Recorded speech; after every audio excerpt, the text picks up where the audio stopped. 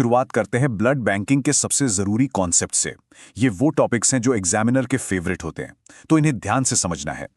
इस सेक्शन में हम क्या क्या कवर करेंगे?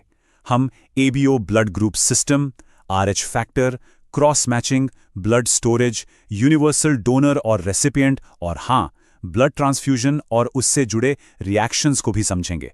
ये सारे ही बहुत इंपॉर्टेंट हैं। देखिए, एबीओ सिस्टम ब्लड बैंकिंग की बिल्कुल नींव है, इसका बेस है। ये खून को क्लासिफाई करने का एक तरीका है जो इस बात पर निर्भर करता है कि हमारे रेड ब्लड सेल्स पर ए और बी एंटीजन हैं या नहीं। अच्छा, तो ये एबीओ सिस्टम काम कैसे करता है? चलिए इस टेबल को देखते हैं। देखिए, बहुत सिंपल है। अगर ब्लड ग्रुप ए है तो आरबीसी पर होगा ए एंटीजन और प्लाज्मा में होगी anti B antibody. Group B में इसका उल्टा, बी एंटीजन और एंटी ए एंटीबॉडी। अब आता है ए बी। इसमें ए और बी दोनों एंटीजन होते हैं पर एंटीबॉडी कोई नहीं। और ओ ग्रुप जो सबसे अलग है, उसमें कोई एंटीजन नहीं होता, लेकिन एंटी ए और एंटी बी दोनों एंटीबॉडीज होती हैं। एबीओ सिस्टम के साथ साथ आरएच फैक्टर भी उतना ही जरूरी है। ये असल में एक डी एंटीजन है। सीधी सी बात है, अगर ये एंटीजन हमारे रेड ब्लड सेल्स पर मौजूद है तो ब्लड टाइप पॉजिटिव कहलाता है, और अगर नहीं है तो नेगेटिव। है ना, सिंपल। अब बात करते हैं क्रॉस मैचिंग की।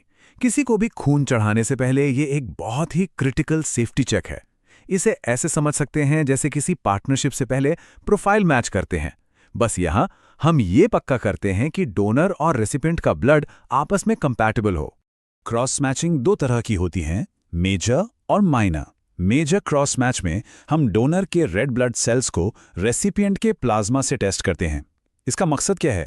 ये पता लगाना कि कहीं रेसिपिएंट के प्लाज्मा में ऐसी एंटीबॉडी तो नहीं जो डोनर के सेल्स को खत्म कर दे। और माइनर क्रॉस मैच में इसका उल्टा होता है, डोनर का प्लाज्मा और रेसिपिएंट के रेड ब्लड सेल्स को टेस्ट किया जाता है।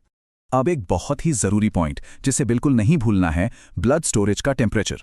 होल ब्लड और रेड ब्लड सेल्स को स्टोर करने का जो स्टैंडर्ड टेम्परेचर है वो है 2 से 6 डिग्री सेल्सियस। इसे अच्छे से याद कर लीजिए क्योंकि ये एक ऐसा सवाल है जो एग्जाम में सीधा सीधा पूछ लिया जाता है।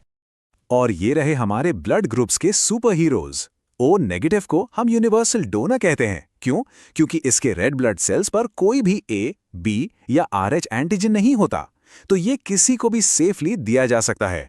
और ए बी पॉजिटिव है यूनिवर्सल रेसिपिएंट, क्योंकि इसके प्लाज्मा में कोई भी एंटीबॉडी नहीं होती जो डोनर के सेल्स पर अटैक करे। चलिए, ब्लड बैंकिंग से आगे बढ़कर अब हम हेमाटोलॉजी के बेसिक कॉन्सेप्ट्स को समझते हैं।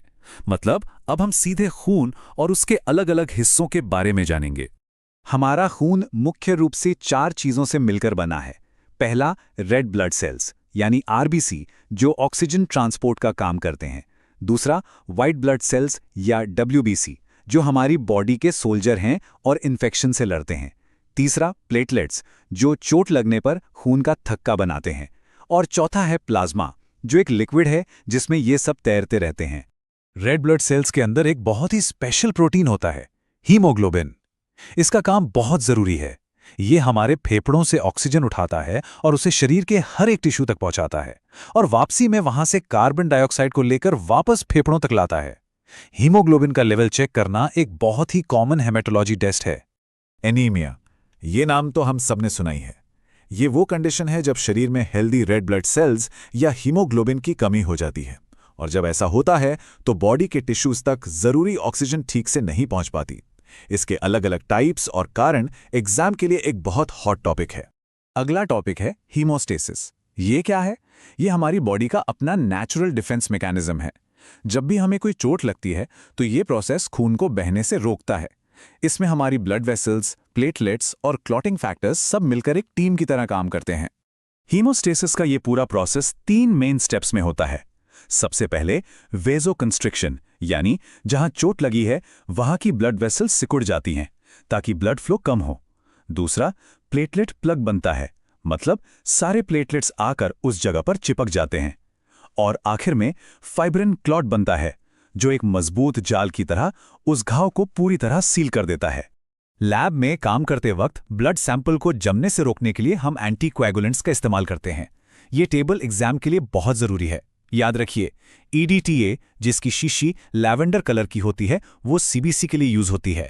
सोडियम सिट्रेट, जो लाइट ब्लू टॉप में आता है, वो कोएगुलेशन स्टडीज के लिए है।